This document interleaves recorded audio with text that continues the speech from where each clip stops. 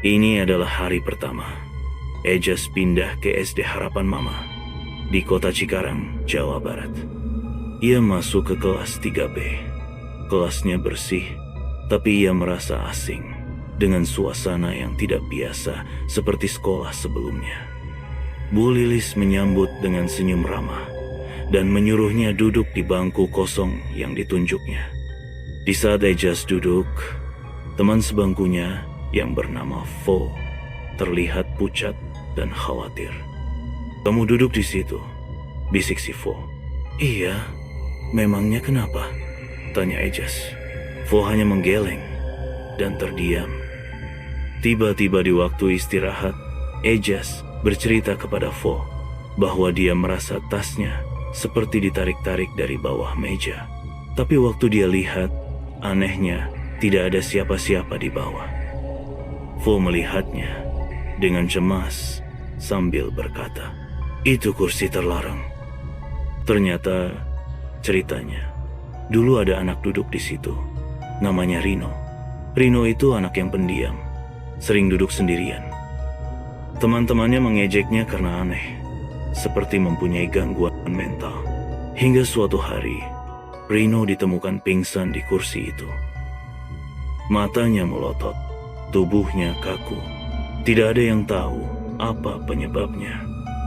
Akhirnya setelah kejadian itu, kursinya dibiarkan kosong dan tak ada yang berani duduk.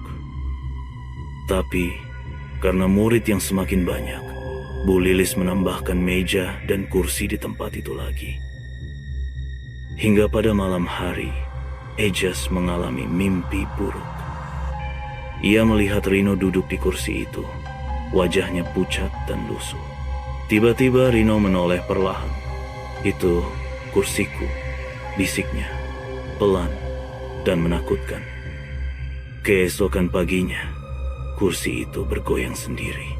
Tidak ada angin dan tak ada yang menyentuh. Fo merasa panik dan segera melapor ke Bu Lilis. Saat melapor, Bu Lilis hanya terdiam, lalu berkata, "Mungkin sudah waktunya." Pak Budi, si penjaga sekolah yang mendengar percakapan mereka, ikut bicara. "Dulu saya yang bawa tubuh Rino ke UKS.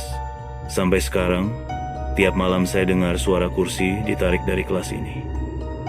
Hari berikutnya, teror masih berlanjut. Suara ketukan terdengar dari bawah meja Ejas. Ia mengintip, terlihat bayangan kaki, tapi tak ada tubuhnya. Ia pun menjerit ketakutan. Tiba-tiba, kursi itu terlempar ke tengah kelas. Semua anak panik dan menjerit. Akhirnya, Bu Lilis membawa Ejas dan Fo ke gudang belakang sekolah.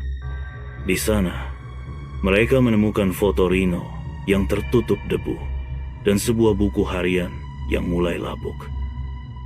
Di buku tersebut tertulis, "Aku cuma ingin ada yang mau duduk denganku. Aku gak jahat. Aku cuma pengen punya teman," tulis Rino.